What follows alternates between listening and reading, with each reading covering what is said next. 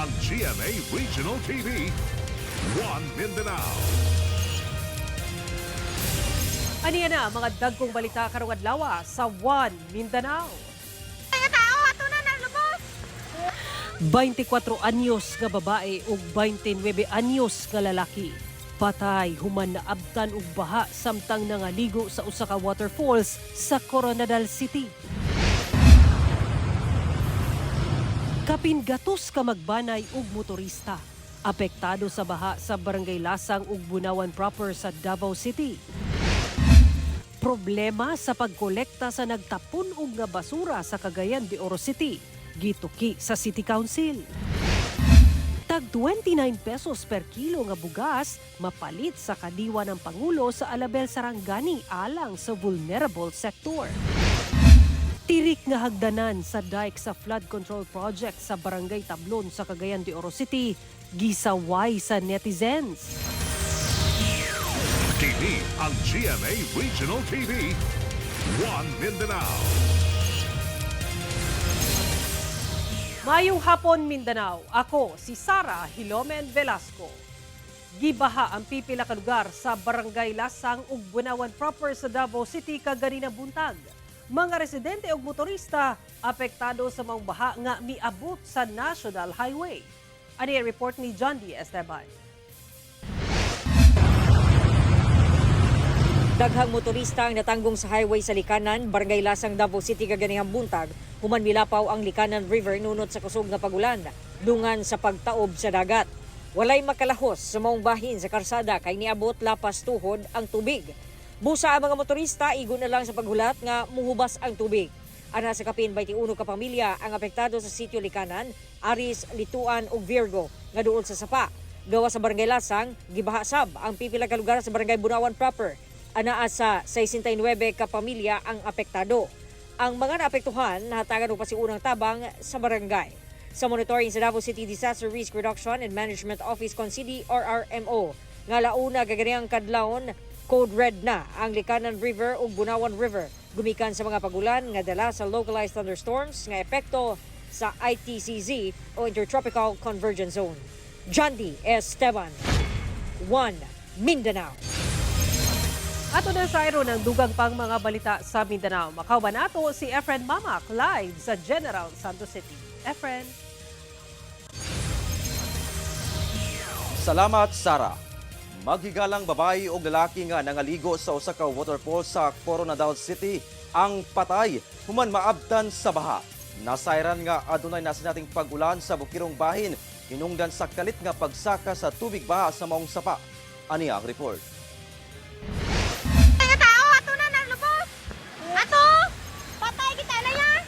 Nakurat ang mga residente diyang nakitaan kuno ang usa ka babae nga naanod sa naghaguros nga tubig baha sa waterfalls sa sapa sa Barangay Kakub, Coronadal City, banda alas 5 sa hapon adlong Lunes. Gilayon nila kining gisundan aron ma-rescue apan. Paglabay sa pipila ka minuto, didto na nakitaan ang lawas sa babaeng biktima sa ubos nga bahin sa sapa nga anaa sa 2 ka kilometro ang gilayon gikan sa waterfalls. Sa padayong pagsubay sa mga residente sa maong lugar, ilang nakitaan sab ang usak ka lalaki nga nasangit sa kahoy-kahoy sa sapa nga gibana-bana ang ana sa 500 meters gikan sa waterfalls. Din sa Gilayon sab kining girescue sa otoridad. Nasayran nga ang mga biktima maghigala matud sa kapulisan.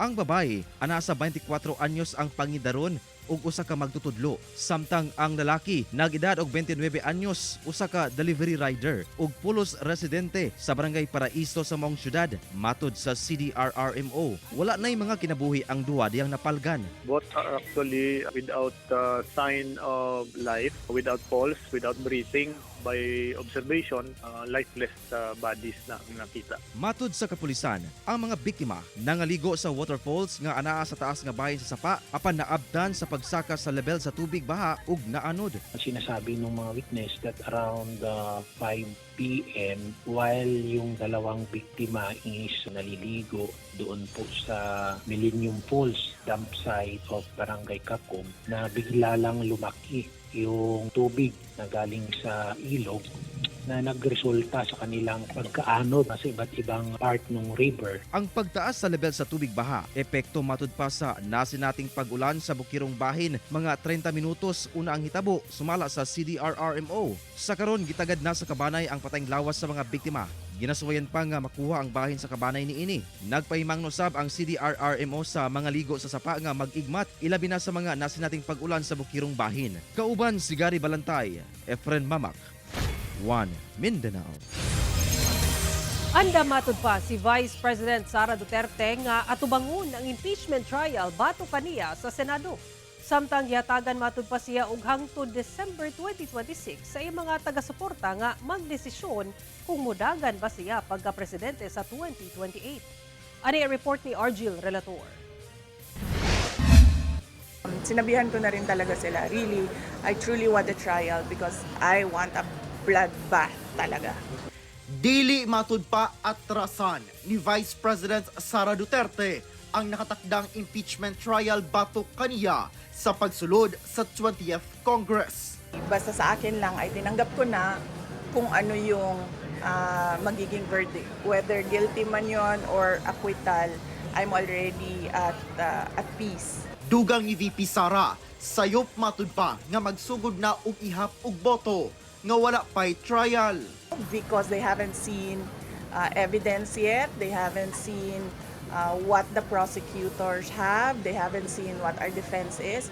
So parang mali siguro na magbilingan ng boto ng walang trial. Wala na sab matud pa nakurat si VP Sara sa giingong mahilakip sa prosecution team sa impeachment trial. Sila party list Representative-elect Chel Jokno ug Leila de Lima. They've been very vocal anti-Duterte since birth. Yes. In fact, wala pa sa mapa si dating Pangulong Rodrigo Duterte to become president, ay anti-Duterte na talaga si Secretary de Lima. So, understandable na sasali sila sa prosecution ng impeachment case. Layo pa ang 2028 presidential election.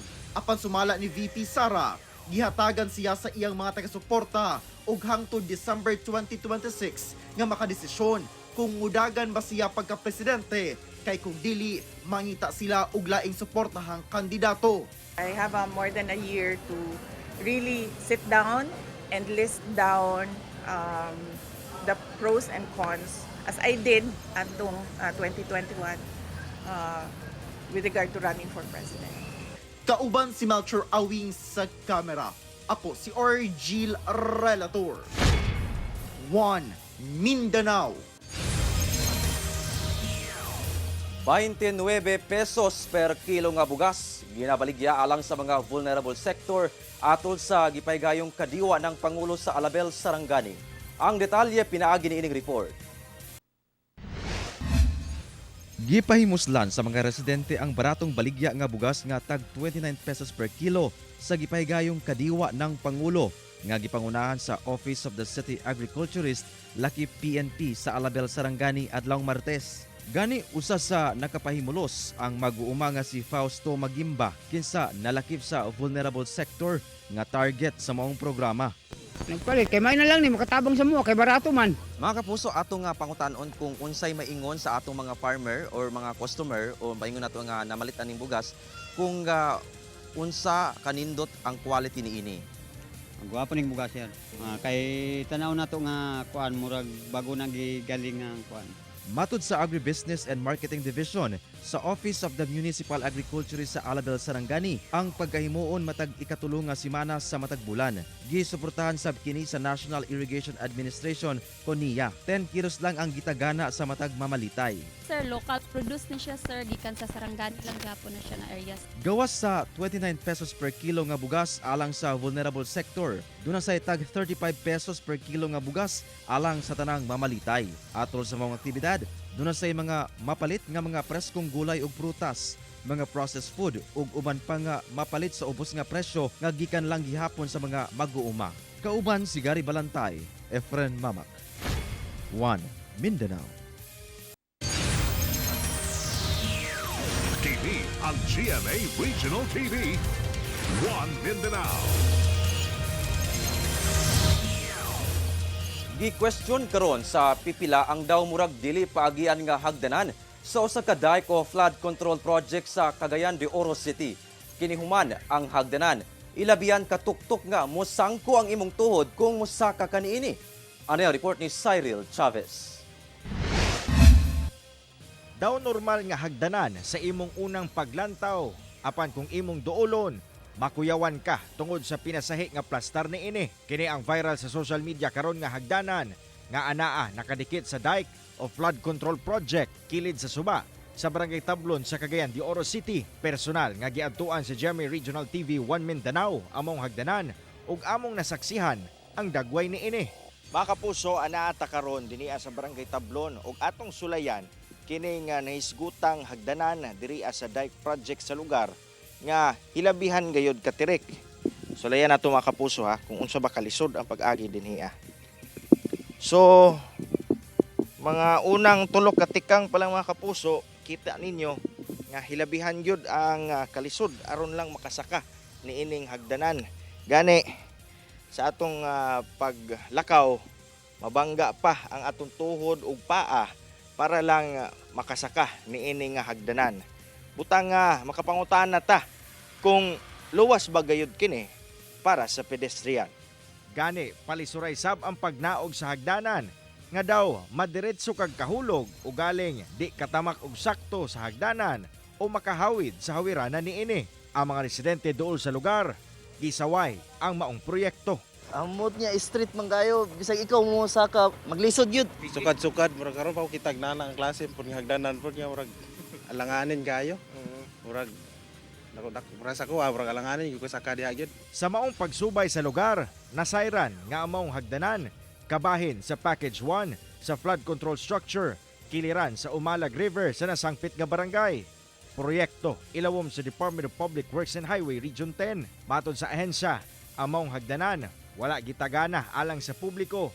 Inay gamiton lamang sa mga personay sa ahensya nga nagmonitor sa integridad sa proyekto. Apan, tun-an sa ahensya karon nga butangan kini og signage aron ipahibalo nga dili kini para sa publiko. Tanan flood control nga project sa DPWH sir, tanan iyang mga kanaiyahang mga sakaanan, dili na siya intended sir sa public. So kung ato mga LGU sir o ato mga ginikanan nga na sila mga bata nga magsakasaka sa kanang flood control nga project sa DPWH, dapat pod sila sa ilang end is mubadlong gid sila sir kay kay dapat manggod sir di siya sakaan sa public. Dugang sa DPWH 10 nga wala nila napalapad og ayong hagdanan, sanglit ginikayan nila nga maapektuhan ang dalan nga una pang natukod sa lugar. 144 million pesos kuno among proyekto og nakumpleto na niadto pang Pebrero ning tuiga. Mismo ang project engineer sir, kabalo sila nga ang pagka-design sa hagdan sir,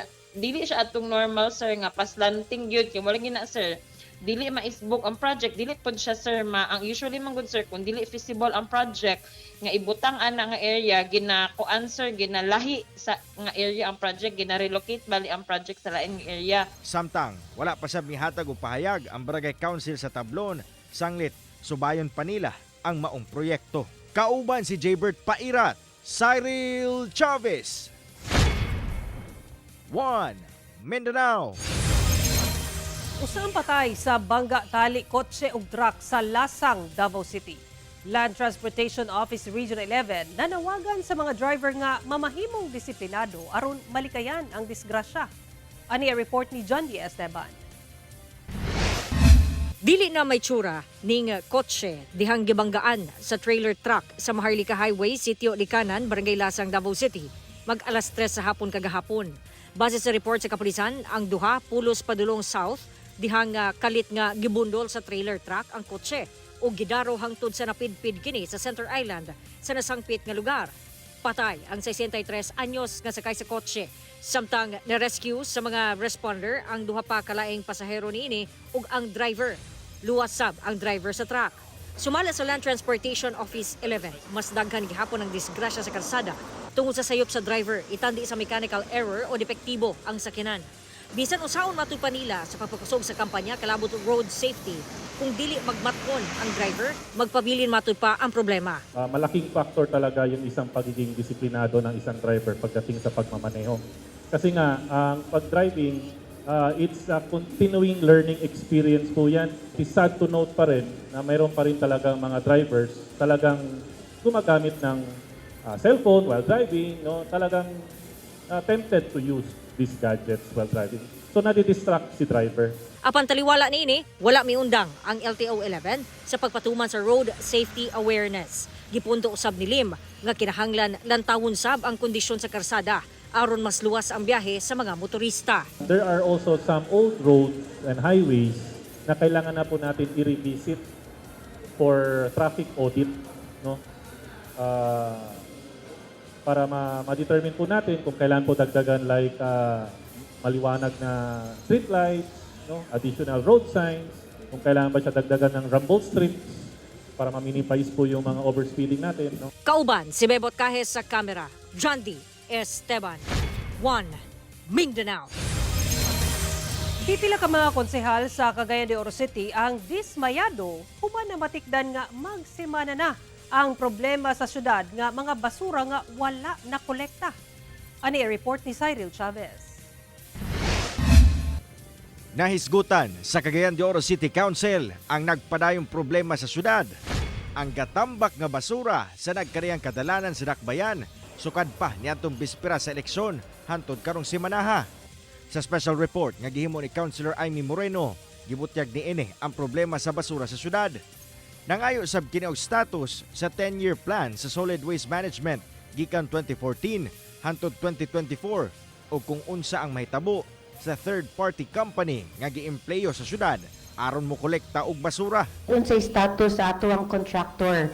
Kay if our contractors cannot be able to deliver services that we've paid for, na naggahin ang city government og 300 million pesos kada tuig nga budget para sa ilaha, but pasabot, there is something wrong. Sa kabahin ni Committee on Environment Chair, Councilor Roger Abaday, gibasol pa niini ang mga tawo nga nagpasagad lang sa pag-post sa social media.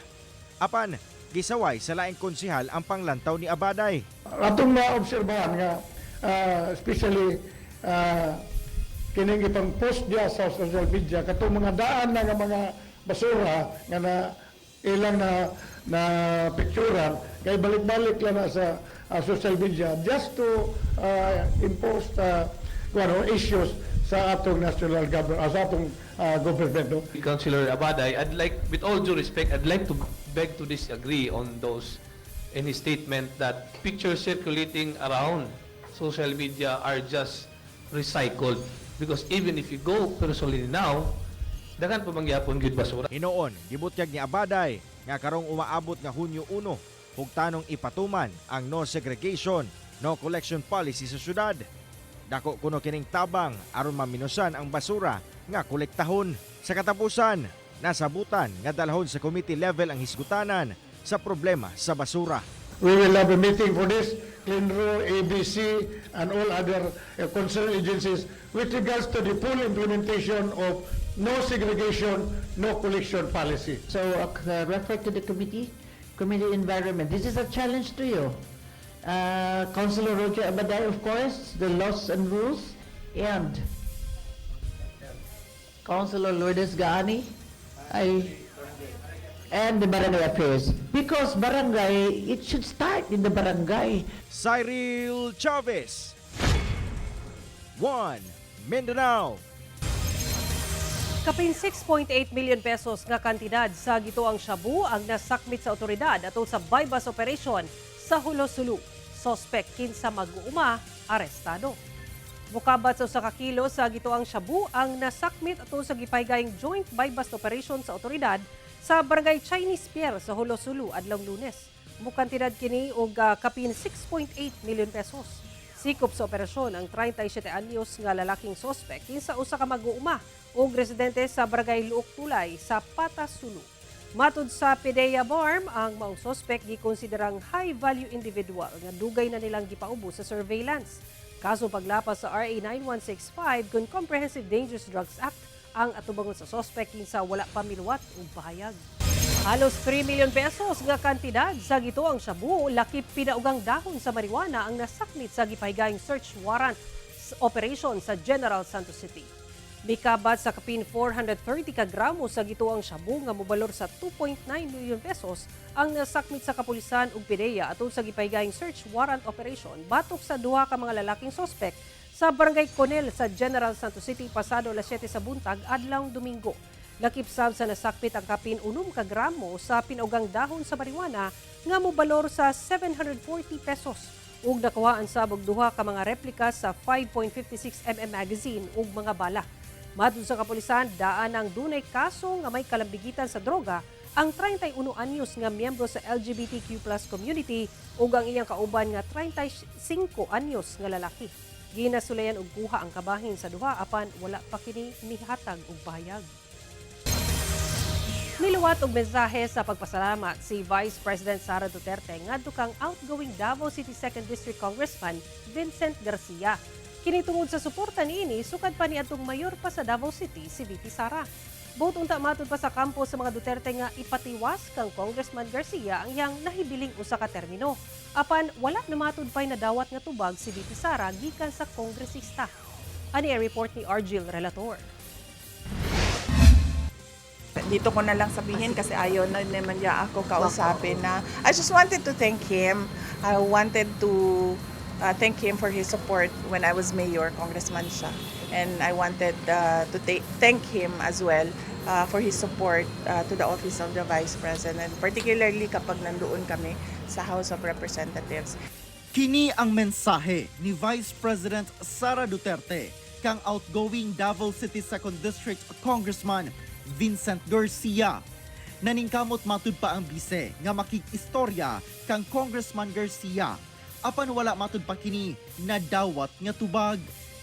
Dugang ni VP Sara nga una pa man matapos ang filing of Certificate of Candidacy, si VP Sara ang natahasan nga istoryahon si Congressman Garcia aron ingnon nga si Congressman Garcia ang padaganon sa partido sa mga Duterte.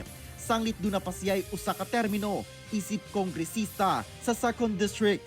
Apan So siya lang kung please ang pwedeng tumakbo. Kasi nakikialam ang mga hindi tiga Davao dito sa Davao City. Nakikialam ang governor ng Isabela Province, nakikialam ang mayor ng Santa Cruz na hindi naman sila tiga Davao City.